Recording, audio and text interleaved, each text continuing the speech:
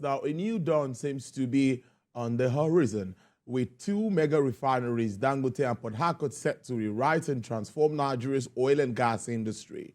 According to experts, the successful operations of these refineries has the power to unlock a new era of economic prosperity for Nigeria, finally allowing the country to reap the full benefits of its vast oil wealth.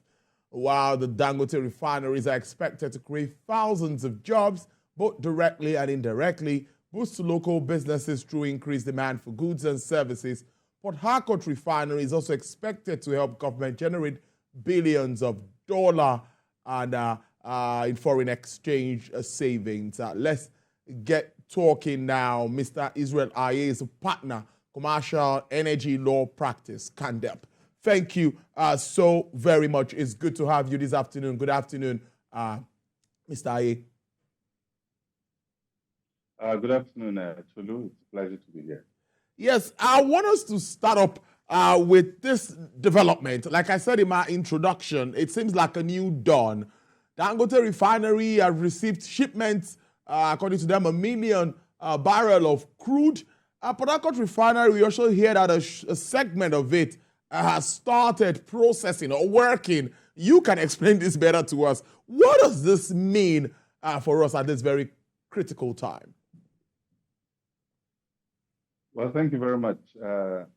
Your summary leading on to this conversation, I think, captures what it is.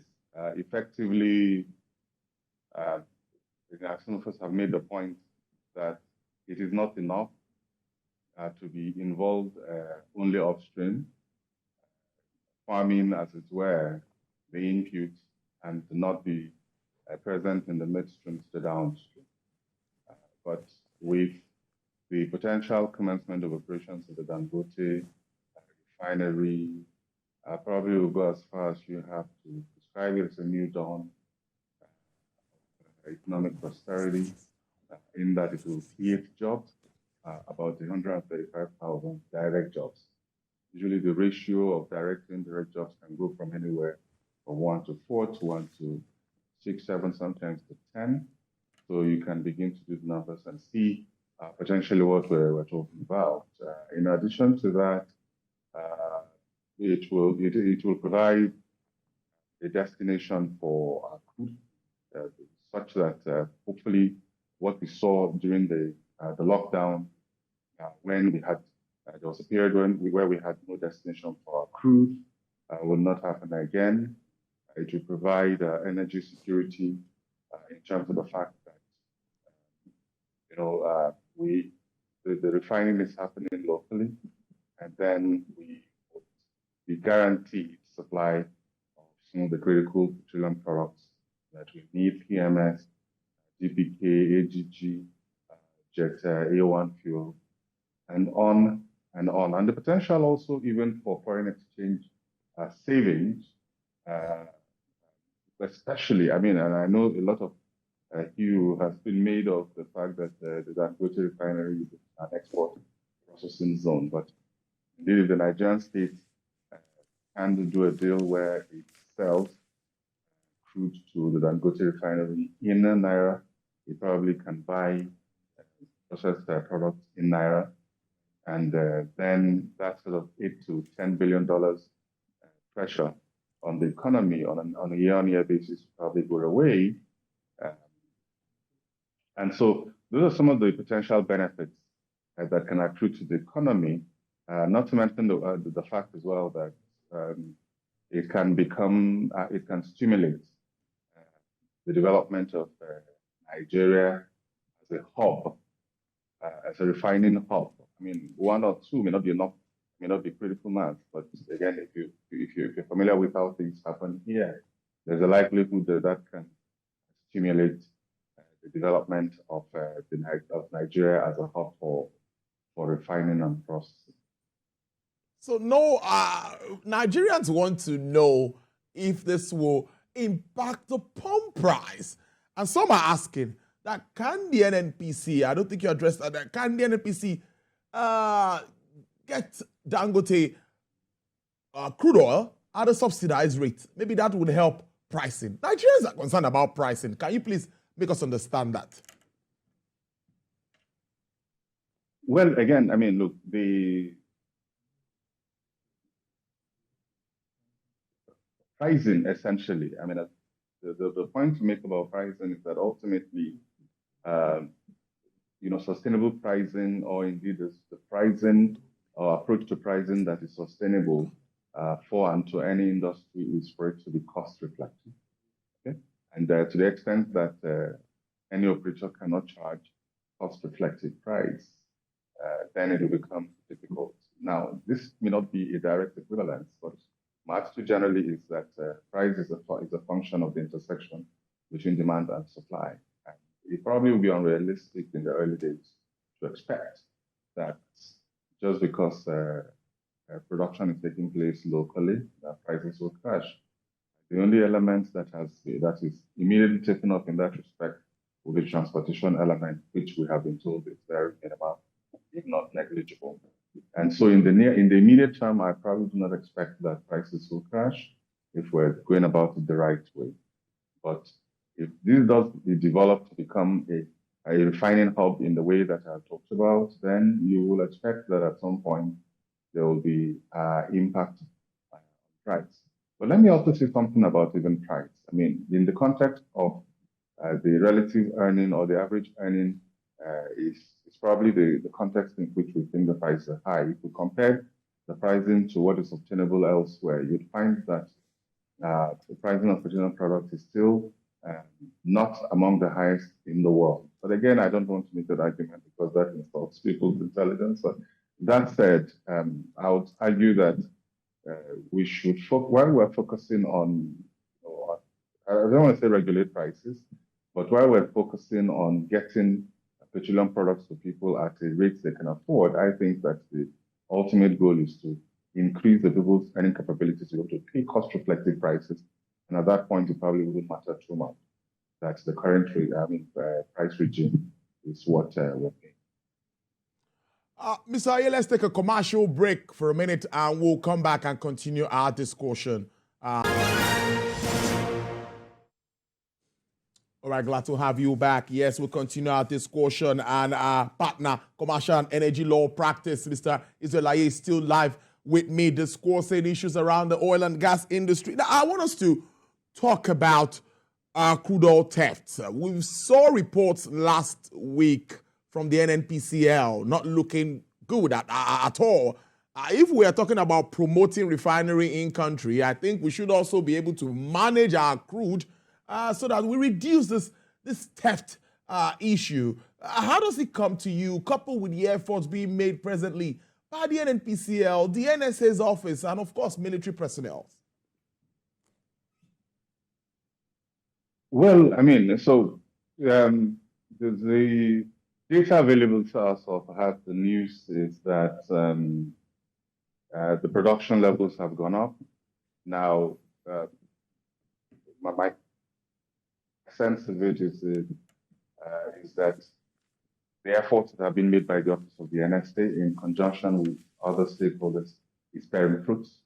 And the deferments we saw in previous times, particularly prior to this particular regime coming into power, are not at the same levels. So in terms of the direct effort, direct impact of crude theft on the economy, you'd say that some gains are being made. But having said so, to the extent that it continues to be an issue at the levels that we still see it, that we are not producing up to 2 million barrels a day, that is subject, of course, to the OPEC quota, then that remains a concern. It has multiple impact in that space. The direct pressure on those operators is one, but also the impact it has on investment is also another one to think about. So taking it up from there, there still not to be an end to this. So what do you think, or what suggestions would you come up with for us to be able to, because some will say someone buys this crude. when it is stolen, someone buys. So it looks like an international deal. So what do you think government really needs to look at to start to address this trend? Okay. So the I'm not sure if the right thing there is chicken and egg, but sometimes you're wondering, did the occupants of the house vacate the building because of a rat infestation, or did the building become infested because the parts of the house left the house? Yeah. And part of the thinking out there is that, crude theft as a phenomenon grew when the quote unquote operators, the traditional sort of partners in that space began to become disinterested in the space. And, and again, maybe what I want to put in the public space out there is, for us to take another approach to the discussion on crude theft. There's a place where we can become fixated with crude theft, and we're missing a few underlying issues. Yeah?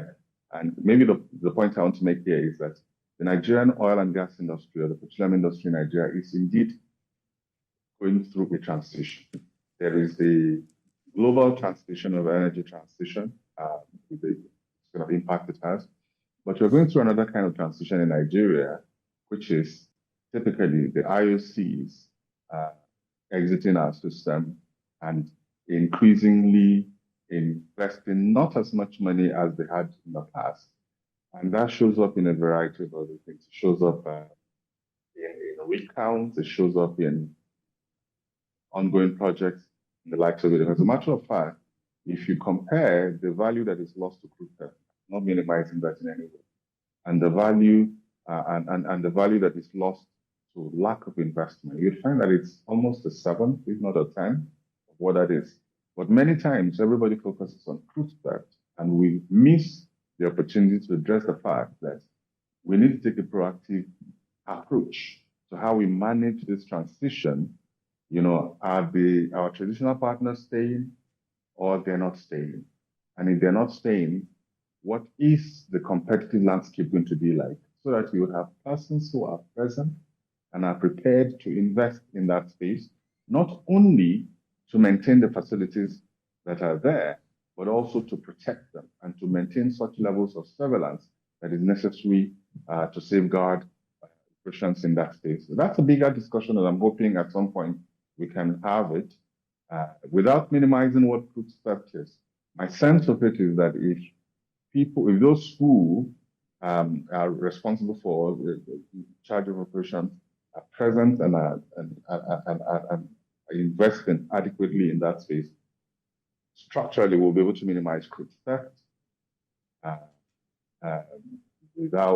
to minimize crude theft.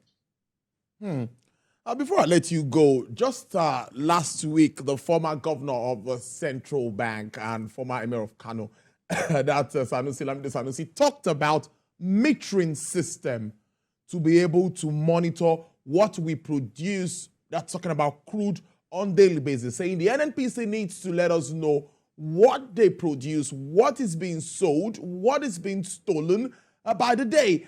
So what do you think about such system? What technologies can we use to address this ugly trend?